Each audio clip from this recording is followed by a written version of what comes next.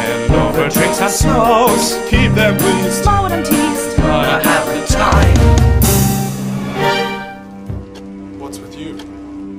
My first musical, like a consistent musical,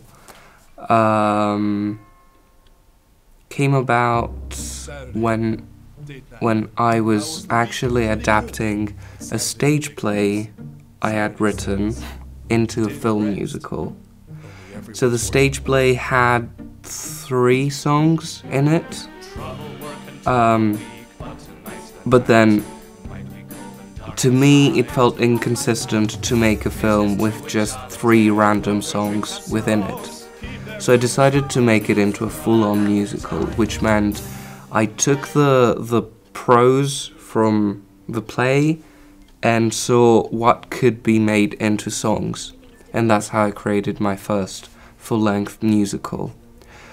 However, in order to be able and confident enough to do that, I had already doubled extensively with songwriting and with essentially putting glimpses of musical theatre in previous plays I had made.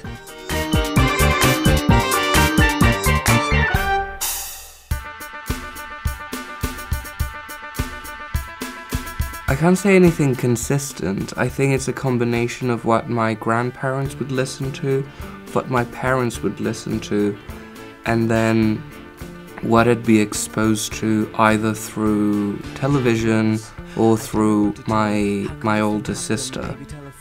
So I would say it's all over the place. It ranges from musicals to rock and roll to jazz music to very, very mainstream pop music. But on the other hand, my grandparents would listen to a lot of classical music, so I would say probably a combination of all those elements.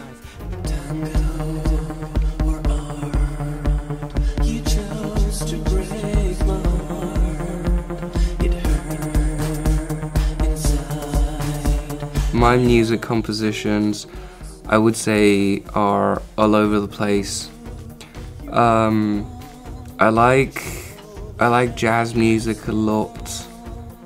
I like how it interlinks with swing music sometimes, with vaudeville, with the 1920s. I really like that era and the music it created. So I have written in that vein. However, I really, really like pop music, I like electronic music, EDM, so a fusion of those is something I write in as well. Apart from that, it could be hip-hop, it could be downright classical music. I have dabbled in a lot of genres. It usually depends on what I want to convey, if it's just music or if it's a song, because a song comes with lyrics, and obviously that creates a theme that you have to support.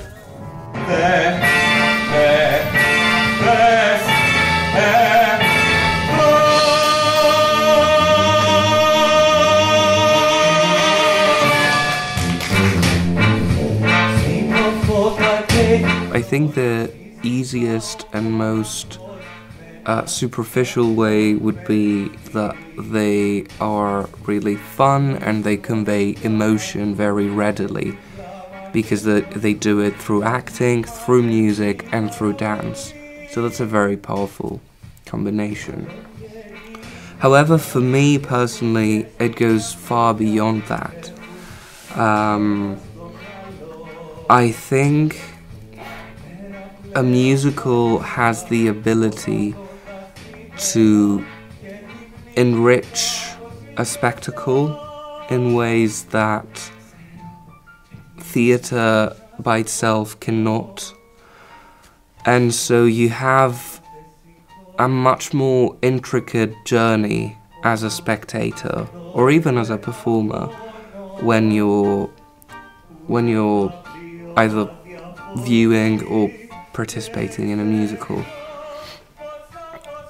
And even the musical genres themselves, you could have what is called a jukebox musical, and that is, for instance, a good opportunity to come into contact with a band or an era that you might not know at all.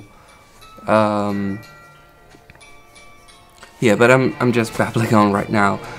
For me, I would say it's the journey. It can take you to places where a standard performance cannot. I don't think there is a secret.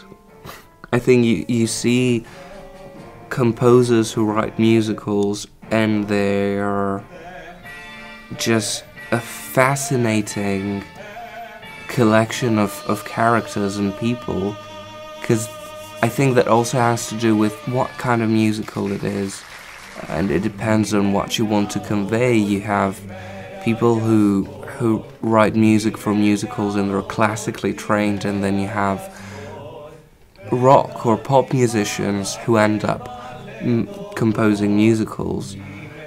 I don't think there is one concrete secret. If I could give any sort of advice to anyone who wants to do it, it would be to just listen very attentively to as many musicals as they possibly can, because that's essentially how you learn.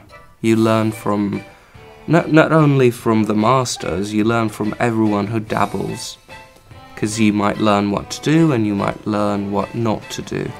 And then obviously you have to be in touch with music yourself, but if you have that, I would say just go for it. You might create something quite standard, something subpar, or something superb. But as everything in any art, you have to start doing it, and over time you'll get better at it. I cannot hold you and I cannot keep you. There are times when I might listen to a specific genre of music, and then I'd like to experiment with it and see, could I write in that genre? Other times it has to do with a reference, so I hear something, I see something, and I might want to express it musically or through a song, so I develop it into a song or a musical piece. And for me personally, much more rarely would be my own emotions or experiences. I do not find writing songs about what I have personally lived very relatable. It feels somewhat fake to me. A make believe, not pain to relieve, a way to ease any sense of guilt. Some Other is actually one of the first actual consistent songs I've written, and that was back in 2013, if I'm not mistaken. Lyrically, it's about realizing your lover has moved on and requesting one last night together, even if that means that you have to pretend to be some other for your ex-lover to find you emotionally and sexually interesting. It is written as an electronic tango, I would say. And I tried to choose instruments that convey that darkness, because if one is willing to let go of themselves and embrace another completely made-up personality. That's dark. That's a path you don't want to walk down on, but you do under specific circumstances.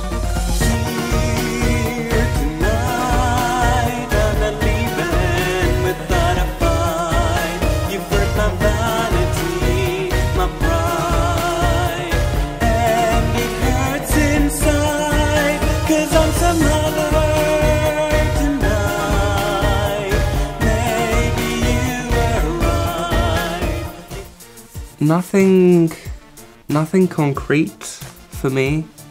I make songs on a whim. If they come along, I will make them.